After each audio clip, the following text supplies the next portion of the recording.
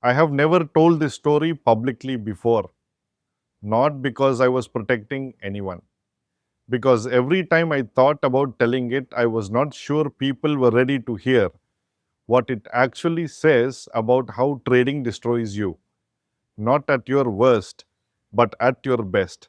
This is a story about a student of mine who was doing everything right, genuinely everything right, and then one morning, in one trade, lost almost everything he had built in 6 months. Not because he panicked, not because he broke down, not because the market was unpredictable, because he felt too good.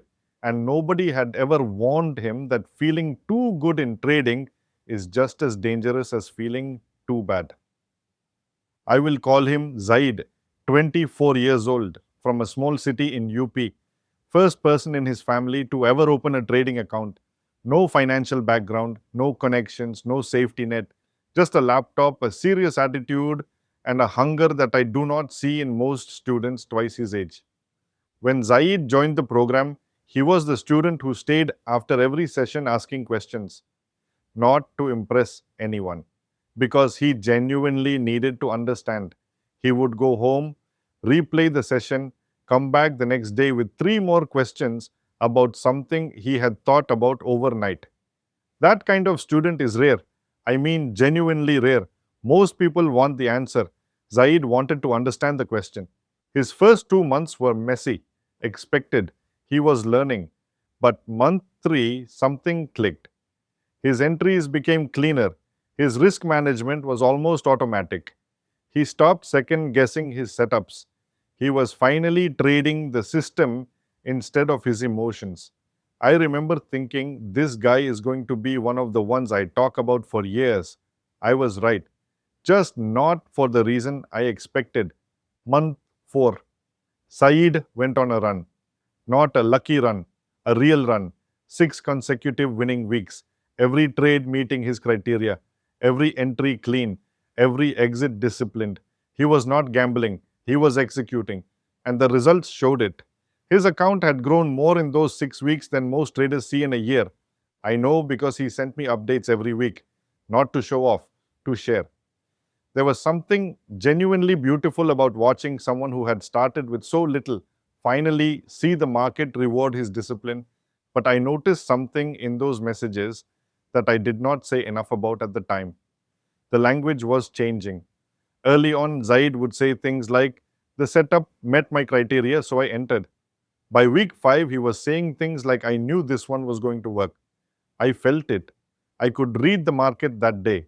Small shift, enormous difference. He had stopped giving the credit to his process.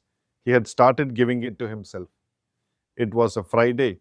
He messaged me before the market opened, said he had a setup, high conviction, everything lining up. I looked at what he sent me, and yes, the setup was there. It met the criteria. I said, "Looks clean. What is your position size?" He said he was going in bigger than usual because he was confident. I told him to stick to his standard sizing. He said he understood. He did not stick to his standard sizing. He went in at 4 times his normal position size. 4 times. Not because the setup was 4 times better, because he felt 4 times more certain. And in his mind at that point, certainty and position size had become the same thing. The more certain he felt, the more he deserved to make from the trade. The setup played out initially. It moved in his direction. For about 12 minutes, he was sitting on the biggest unrealized gain of his trading career. He told me later that in those 12 minutes, he was already thinking about what he was going to do with the money. Then the market reversed. The market reversed hard, not unusual. Markets reverse. That is the job. His stop loss was set correctly technically, but because his position size was 4 times normal, when the stop hit, the loss was 4 times what his rules permitted in a single day. 6 weeks of carefully built gains, gone in 20 minutes. He did not call me. He did not message. He just went quiet. I found out what happened when he came to the session that evening. He sat through the whole 2 hours without saying a word. Afterwards, I called him. He answered, and before I could say anything, he said, I knew. Before I entered, I knew I was sizing up for the wrong reason. I told myself it was because the setup was exceptional, but I knew that was not true. The setup was good. It was not four times good. I sized up because I wanted to make more money, not because the trade deserved it. 24 years old, 6 weeks of real, consistent, disciplined work gone because of one morning where confidence became arrogance and arrogance became position size. Here is the part I think about the most, not the trade, what led to it. Because the trade itself lasted 20 minutes. But the shift in Zaid's thinking had been happening for weeks. I had seen it in the language of his messages. I had seen it when he started attributing wins to his feel rather than his process. I should have said more directly, Zaid, your process is winning, not you. Your job is to protect the process, not ride the confidence. I did not say it directly enough. That is on me. Because here is the truth about winning streaks that nobody in trading talks about honestly. They are more dangerous than losing streaks. A losing streak hurts and forces humility. A winning streak feels like proof. And once you have proof, you stop questioning.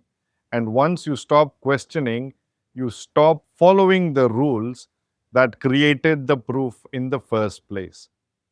The market does not reward confidence. It does not punish it either. It simply does not care. It moves based on liquidity and imbalance. Your certainty is not a variable in that equation, ever. This is exactly why inside JTA we spend as much time on winning streaks as we do on losing ones. Most programs teach you how to handle a loss. We teach you how to handle a win because the losing trader is scared and cautious. The winning trader is the one who needs protecting. We build rules specifically for the moments when you feel the most confident, not the least. Position size limits that do not change based on how you feel. Pre trade checklists that you must complete whether you are on a 6 week run or a 6 day losing streak because the process has to be identical in both states for it to mean anything. Link is in the description if you want to understand how we build that. Zaid came back. I want to say that clearly because this story needs that ending. He took 2 weeks away from the platform, came back quieter than before. First thing he did was drop his position size to half his normal. Not because I told him to, because he said he needed to rebuild his relationship with process before he rebuilt his account. He spent a full month trading mechanically. No feel, no conviction, just criteria, just rules, just execution.